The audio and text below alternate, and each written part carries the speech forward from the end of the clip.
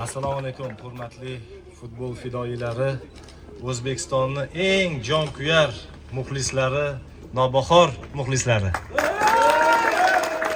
Haqiqatan ham nobahor muxlislarini butun dunyoda bilishadi. Shu yerda har qanaqa vaziyatda endi futbolda har doim ham chempion bo'lavermaysiz, har doim ham g'alaba qozonavermaysiz. Lekin mana shu muxlislar bor ekan, nobahor bor.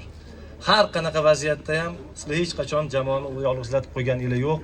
Har qanaqa vaziyatda sizlar shu jamoani, murabbiylar shtabini, futbolchilarni qo'llab-quvvatlab, shuning uchun ham mana bugungi kunda nobahor eng dunyoga tanilgan o'zbek klublaridan biri bo'lib turibdi. Va albatta bu yerda sizlarning hissangiz juda katta. Mana ko'ryapsizlar, so'nggi yillarda Namanganda ham juda katta futbol infratuzilmasini rivojlantirish bo'yicha katta ishlar amalga oshirilyapti. Buni butun respublikada deb olsak bo'ladi. Albatta bu bosh bo'lib turgan hurmatli prezidentimizga hammamiz minnatdorchilik bildiramiz.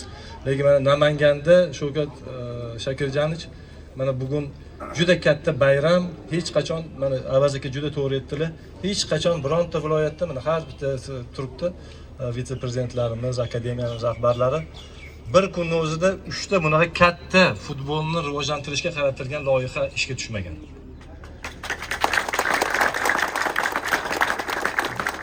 Bu albatta viloyat rahbarini futbolga bo'lgan mehri, futbolni yaxshi ko'rishi, siz muxlislarni hurmat qilishi, sizlar nimani yaxshi ko'rishinglarni bilishi va sizlarning kayfiyatinglarni nima bilan ko'tarishini yaxshi bilishlar kelib chiqadi. Va bu boya to'g'ri aytildi. Avvallari Namanganda o'zi har doim talantlar, iqtidorlar yurti bo'lgan, futbolchilar chiqib qayerga borishni bilmaydi. Yaxshi futbol maktabi yo'q, yaxshi akademiya yo'q. Nobahorda ham o'zini futbol akademiyasi bo'lmagan hech qachon. Shunga shuncha yildan beri Nobahor bor, lekin o'zini futbol maktabi, yaxshi futbol akademiyasi bo'lmagan.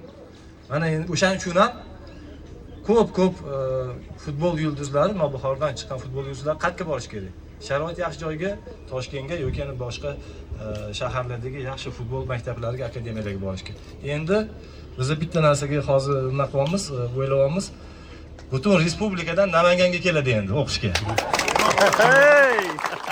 Faqatdan bu sharoitlar Namanganda o'rnak desak to'g'ri bo'ladi va shu o'rnak endi mana murabbiylar, bu yerda futbol fidoyilari turishibdi. Ishonchimiz komil. Yaqin yillarda mana shu o'z mevasini berib, Nobahor doimiy ravishda chempionlikka o'z doimiy ravishda da'vogar bo'lib keladi. Lekin chempionlikni qo'lga kiritib, Namangan ahlini xursand qiladi. Sog' bo'ling. Rahmat deymiz va bildirilgan tilaklarga biz ham qo'shilamiz. Endi esa hurmatli mehmonlarimiz tantanali ochilishimizda, ya'ni rasmiy lenta kesish jarayonimizni boshlaymiz azizlar. Albatta